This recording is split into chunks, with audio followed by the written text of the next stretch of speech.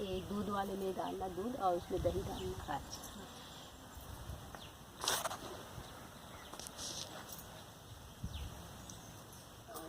ये वाला ये दूध वाला। जैसे साल से अच्छा बना है इस बार।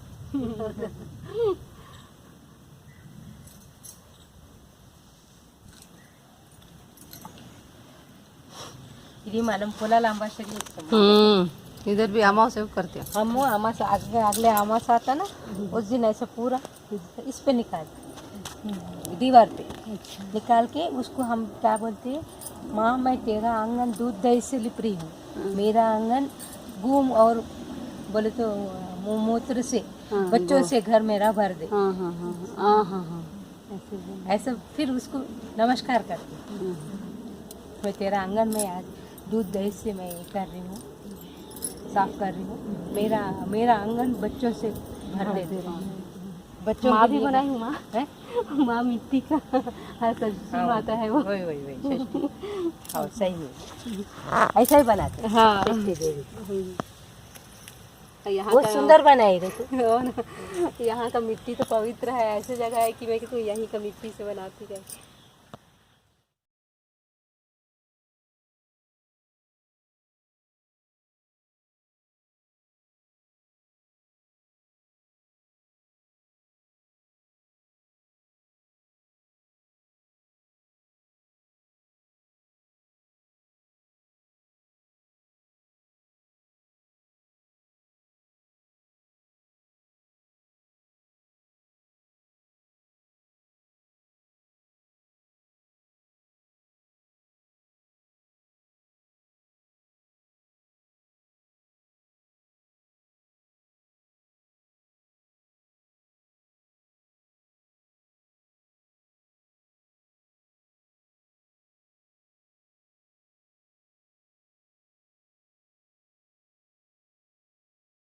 की प्राप्ति होती है। इस दिन हल से जुती हुई जमीन से उत्पन्न वस्तुएं तथा गाय के दूध व उससे बनी सामग्री आदि का त्याग करना चाहिए। इस व्रत में फल व बिना बोया अनाज आदि खाने का विधान है। इस दिन को हर छठ के नाम से भी जाना जाता है। इस दिन भगवान शिव, पार्वती, गणेश, कार्तिकेय व नंदी की पूजा का विशेष महत्व है।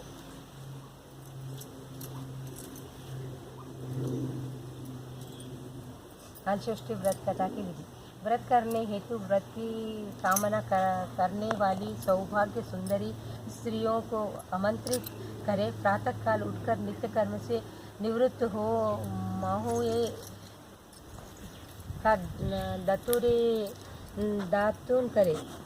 महुए का इधर झाड़ है देखो, मम्मी का वो ब्रश नहीं करते हैं। हाँ ब्रश नहीं करते। आप ही करते, हम क्या अघाड़ा बोल के मिलता है हाँ हाँ हाँ उससे करते, ऋषि पंचमी कहते। निवृत्त होकर मोहे का दातुन करे, स्नान कर पूरे दिन व्रत रखे। पूजा घर के आंगन, मंदिर या किसी भी साफ जगह पर कर सकते हैं। मध्याह्न में दूल्हे वस्त्र धारण कर सखियों के साथ श्रृंगार कर गीत व ढोल मजीरों के साथ मंडप बनाकर उसे पूजन सामग्री के साथ स्थापित करें। पूजा स्थल के पास ही एक छोटा सा तालाब बनाकर उसमें पानी भर ले। उसके पास की जमीन को लीप कर हर छठ लगाए। हर छठ बेर, कुश व पलाश की डालियाँ को एक साथ बांधकर बनाए। लगाए क्या बेल का? हाँ नहीं, बेल का नहीं लगाई हूँ पूरा। बेर का झाड़ बेल का है ना अपने पास? हाँ है, पर इधर पूरा है ना, पेड़ पौधा ऐसा है कि ना, ये आम का इधर उधर तो लगा दी। नहीं मगर इसमें हाँ, बेर और घास कुछ बोले तो कुछ हाँ, पलाश का झाड़, पलाश भी है यहाँ पे। हर छठ के पास ही चौकी या लकड़ी का पाटा रखे। उस पर मिट्टी के गौरी, गणेश, शिवजी तथा कार्तिकेय की मूर्ति बनाकर स्थापित करें। मिट्टी के कलश में जल भरकर चौकी पर रखें। कलश पर भैंस के घी में सिंदूर मिलाकर हलछटी देवी का चित्र बनाए। अब ये बनाते ना, हम क्या करते हैं, इसमें चंदन से निकालते पूरा। जिस स्त्री के जितने पुत्र हो उतने मिट्टी के बर्तन में 6 प्रकार का अनाज और मेवा रखे गए यहाँ पे इसमें पत्ते के इसमें। फिर हर छठ पर कच्चे सूत का जनेऊ बांधे, कुश के पेड़ में गांठ लगाए, श्री गणेशाय नमः कहकर श्री गणेश जी का ध्यान कर संकल्प करे। ओम विष्णु विष्णु विष्णु काला अज्ञान कृत मम सर्व पापक्षय पूर्वकम पूर्व जन्म दौर्भाग्य वैधव्य रहितम सकलम सुख निमित्तकम पुत्र चिरंजीवी स्वाप्राप्त्यर्थम शंभु गौरी षड्मुख विनायकाना व्रत पूजनम कथा श्रवणम चहम करिष्ये। फिर गौरी गणेश शिव तथा कार्तिकेय इन चारों देवताओं का पंचोपचार विधि गंध पुष्प धूप दीप व नैवेद्य से वह हलषष्ठी माता का पूजन करे। सुहा की सभी सामग्री अर्पित करे। हर छठ पूजा अपने घरेलू परंपरा के अनुसार करे। पूजन के बाद माता ये अपने पुत्र के कमर के पास नए कपड़े को हल्दी के पानी में भिगोकर छींटा मारकर अपने आंचल से पूछती है। इस माँ के द्वारा पुत्र को दिया गया रक्षा कवच कहा जाता है। पूजन के बाद हलषष्ठी व्रत की कथा शुरू। हलषष्ठी व्रत कथा। पहला अध्याय। राजा युधिष्ठिर ने भगवान श्री कृष्ण से कहा, हे देवकी नंदन, आपने इस पृथ्वी पर लोगों की भलाई हेतु निमित्त अवतार धारण किया है। आज मेरे ऊपर भी कृपा करिए।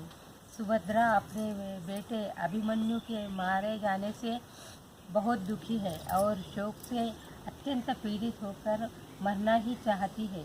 हे देव, द्रौपदी भी अपने सामने 5 पुत्रों का मारे जाने से दिन रात रोती रहती है। हे यदुवंशियों में श्रेष्ठ अभिमन्यु की स्त्री उत्तरा के गर्भ में जो संतति थी, वह भी अश्वत्थामा के ब्रह्मास्त्र से जली जा रही है।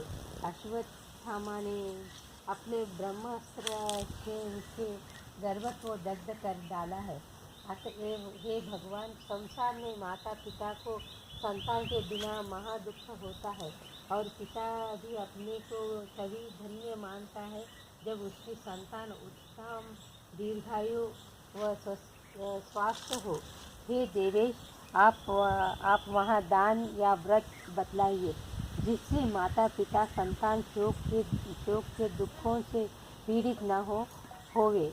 यह सुनकर भगवान श्री कृष्ण ने कहा, हे राजन, यदि उत्तरा मेरी बतलाए इस अपूर्व व्रत को करे तो इसमें वो संदेह नहीं कि उसका खंडित गर्भ भी जीवन पाए। यह सुनकर राजा युधिष्ठिर ने कहा, हे भगवान, उस व्रत की विधि क्या है? देवता कौन है? यह व्रत किस समय करना चाहिए और किस स्त्री के करने से यह व्रत संसार में प्रसिद्ध होगा? दूसरा अध्याय। श्री कृष्ण ने कहा, हे राजन, मैं तुम्हें इस उत्तम व्रत की कहता हूँ, आप सुनो। सुभद्रा नाम एक प्रसिद्ध राजा था और सुवर्ण नाम से प्रसिद्ध उसकी रानी थी तथा हस्ती नाम का उसका पुत्र था।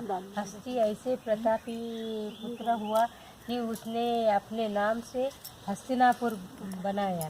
राजपुत्र एक दिन धात्री के साथ गंगा जी में स्नान करने गया।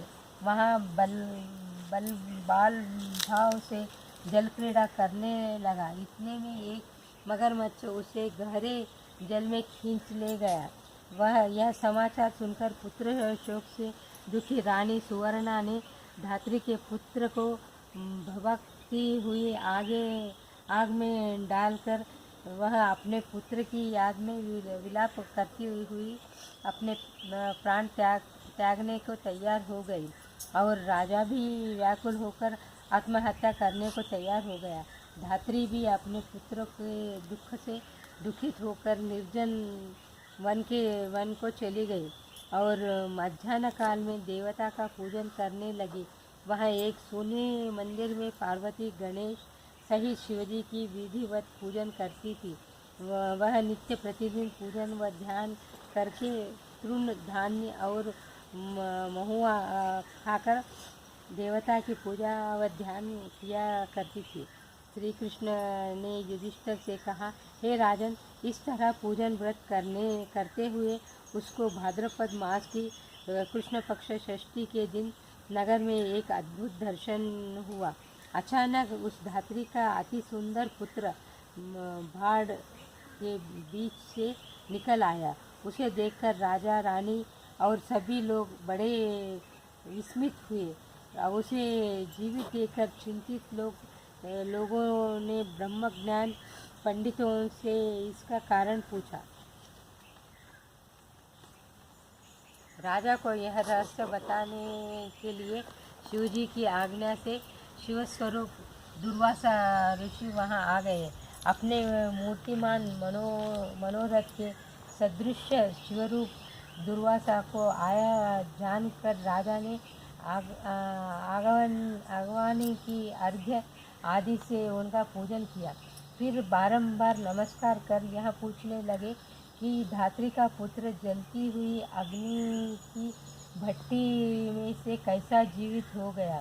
दुर्वासा ऋषि ने कहा, हे राजन, आपके भय से धात्री वन में चली गई।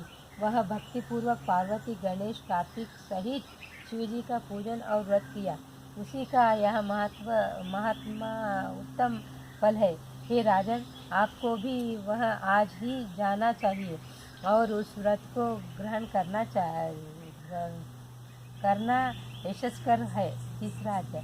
श्री कृष्ण ने युधिष्ठिर से कहा कि हे राजन, इस प्रकार राजा रानी पहले दुर्वासा ऋषि को वहाँ भेज दिया, फिर स्वयं ब्राह्मणों के साथ लेकर वन को चले। वहाँ कुश पलाश के नीचे श्रद्धा से पार्वती, गणेश, कार्तिक सहित शिवजी का पूजन करती हुई धात्री को दुर्वासादि द्विजों व राजा ने देखा। राजा ने धात्री को आश्वासन देकर उसके पुत्र को उससे मिला दिया। उसके पश्चात धात्री ने व्रत का संपूर्ण महत्व राजा को बताया।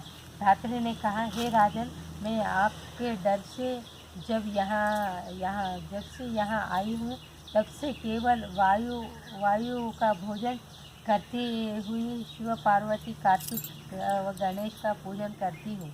एक दिन अर्धरात्रि में मैंने सपने में शिवजी के ऐसे दर्शन किए जिसमें शिवजी, पार्वती, कार्तिक व गणेश जी सहित ऋषभ पर चढ़े हुए पलाश और कुश के नीचे आकर कहने लगे कि तेरा पुत्र जीवित हो गया। फिर उन्होंने यह कहा कि तुमने हमारा व्रत किया है, इसलिए तुम्हारा पुत्र जीवित हो गया, और तुम्हारी रानी भी इस श्रेष्ठ व्रत को विधिपूर्वक करे तो उसका पुत्र भी जीवित हो जाएगा और भी बहुत से पुत्र जन्मेंगे। इस व्रत की संपूर्ण विधान दुर्वासा ऋषि राजा और रानी को बताएंगे। श्री कृष्ण ने युधिष्ठिर से कहा, हे राजन, कृष्ण पक्ष के षष्ठी के दिन नर या नारी नियम पूर्वक प्रातःकाल स्नान कर यह व्रत करे।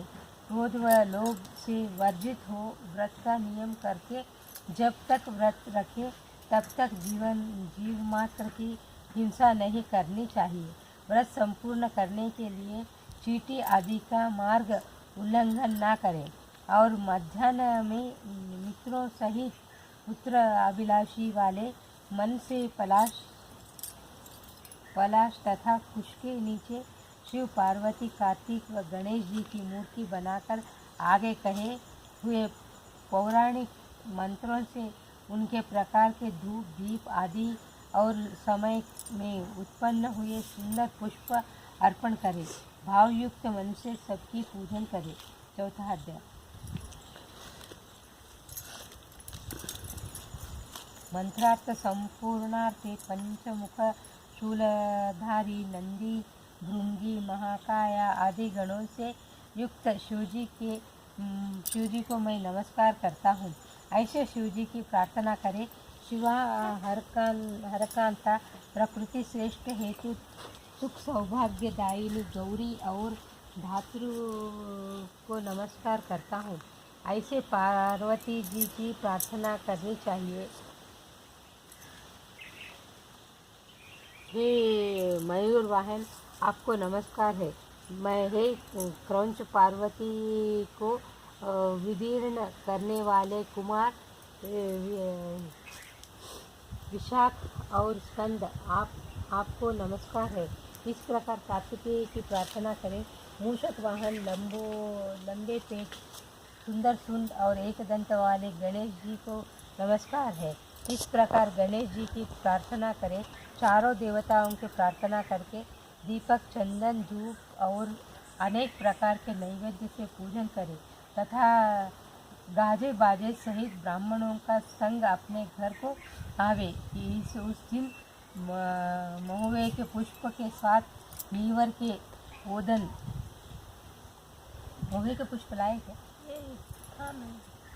ये सब डाल देंगे। हाँ वो है ना, आपके नहीं उसके बच्चे अर्थात ये ओदन अर्थात सामा के चावल से भोजन करें और भैंसों का दही, दूध, घृत व तक्र विशेषकर खाए।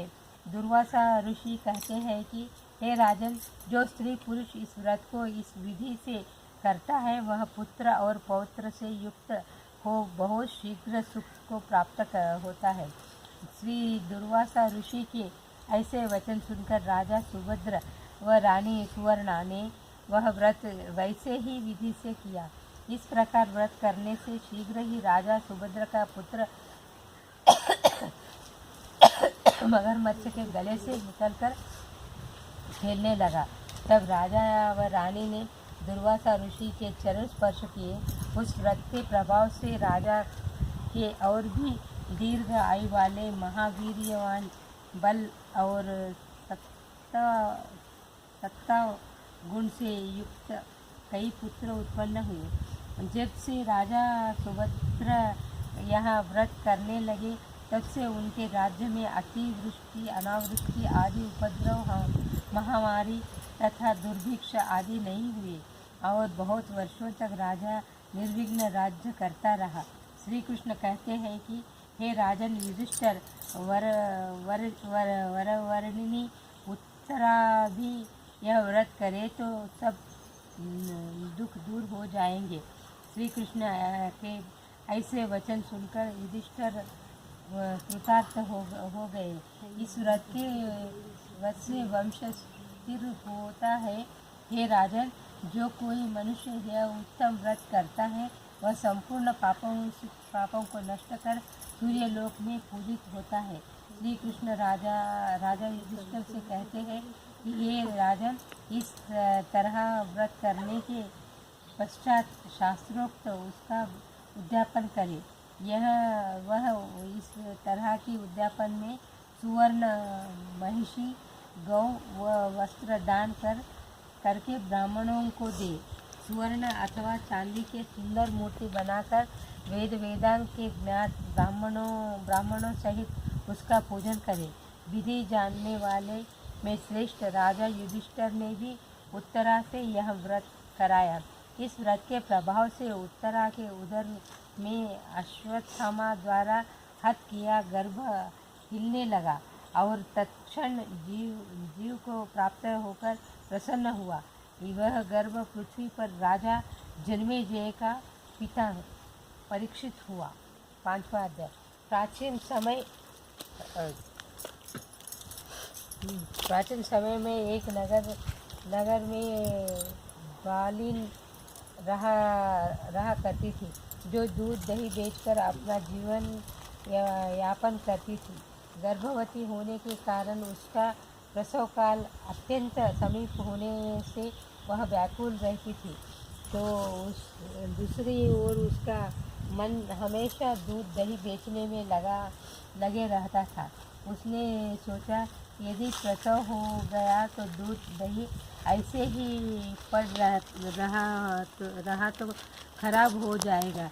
वह सोचकर उसे गाय तो दूध दही ऐसे ही पड़ा रहता तो खराब हो जाएगा, यह सोचकर उसे बेचने के लिए चल पड़ी।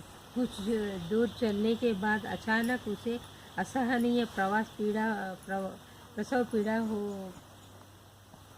पीड़ा तो हो पास ही एक पेड़ के नीचे बैठ गई और वहीं से उसने एक पुत्र को जन्म दिया।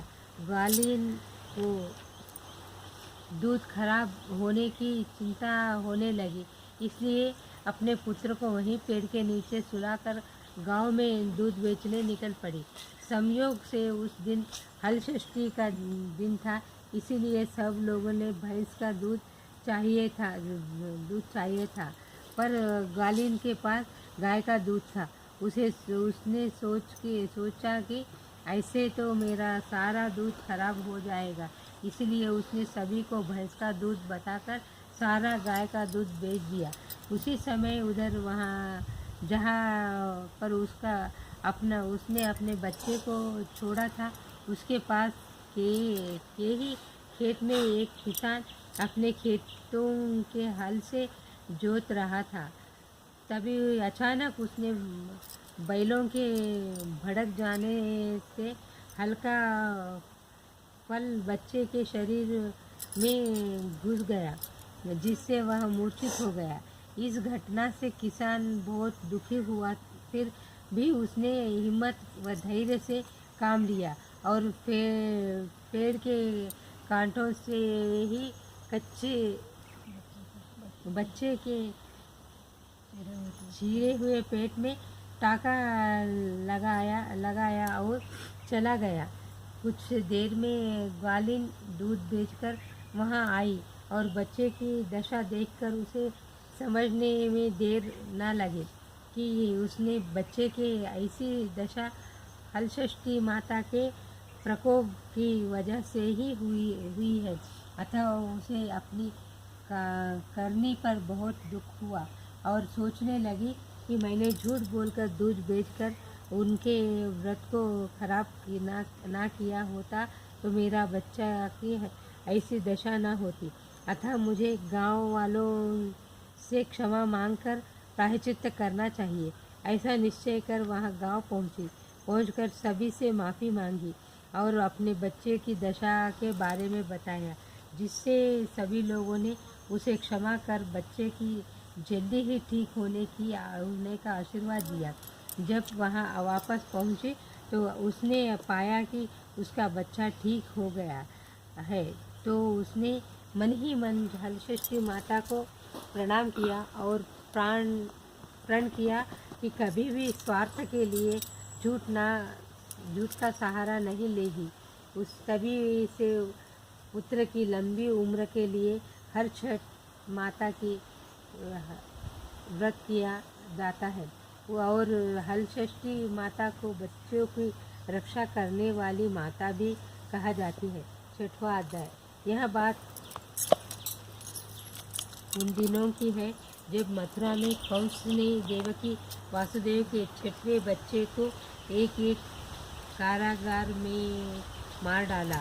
तब 7वें बच्चे का जन्म का समय नज़दीक आने पर देवकी ने भगवान का याद किया। तब देवर्षि नारद जी प्रकट हो देवकी को हलषष्ठी देवी का व्रत रखने की सलाह दी। तब देवकी ने इस व्रत को किया, जिसके प्रभाव से उसकी आने वाली संतान की रक्षा हुई। 7वीं संतान के जन्म का समय जानकर भगवान ने योगमाया को आदेश दिया कि माता देवकी के गर्भस्थ शिशु को गोकुल में वासुदेव की बड़ी रानी रोहिणी के गर्भ में पहुंचा देना और तुम स्वयं माता यशोदा के गर्भ से जन्म लेना। योगमाया ने भगवान के आदेश का पालन किया। उससे देवकी का गर्भ से संकर्षण होकर रोहिणी के गर्भ से संतान के रूप में बलराम का जन्म हुआ तथा देवकी का 8वां संतान के रूप में साक्षात भगवान श्री कृष्ण का जन्म हुआ। इस तरह हलषष्ठी देवी के व्रत से देवकी के दोनों संतान की रक्षा हुई। की हलषष्ठी व्रत कथा समाप्त।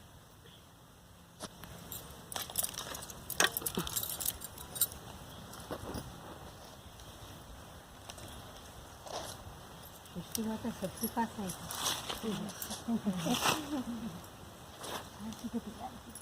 थी। माता दीन देवकी ने मन चित से कीनी है पूजा, हुए कोस से काना नहीं व्रत अटूजा। जय हलषष्ठी माई पूजी उत्तरा द्रौपदी ने शुभ फल को है पायो। हलषष्ठी माता को यश सब जग ने है गायो।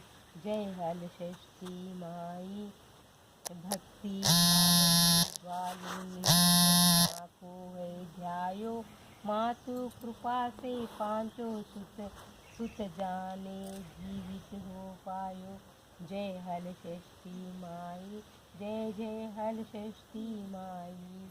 सुत संपत्ति की दाता महिमा जग छाई। दसी दीन वाणिक ने जब है माँ को व्रत कीन्हा। दया दृष्टि की माँ ने सबको सुख दीन्हा। जय हलषष्ठी माई जय जय हलषष्ठी माई। सुख संपत्ति की दाता महिमा जग छाई।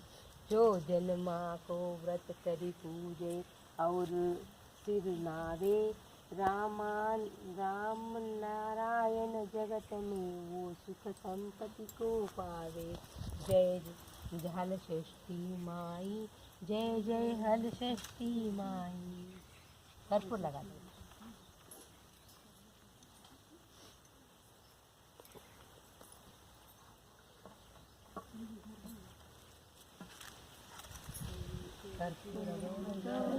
करुणावतारं संसारसारं भुजगेन्द्रहारं सदा वसन्तं हृदयारविन्दे भवं भवानी सहितं नमामि।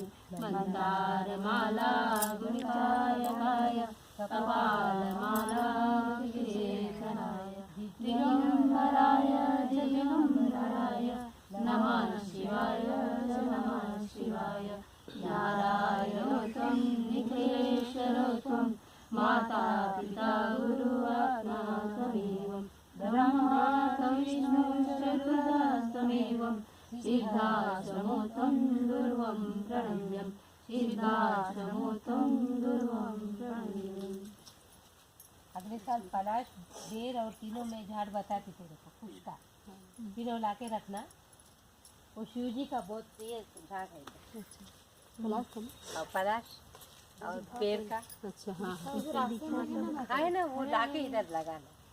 और यहाँ पे तो ये इसका झाड़ है तुम्हारे को। बेर का तो इधर है वो क्या बोलते हैं बाजू की हाँ हाँ यहाँ पे फंक्शन हॉल के बाजू में ये वाले खेत में।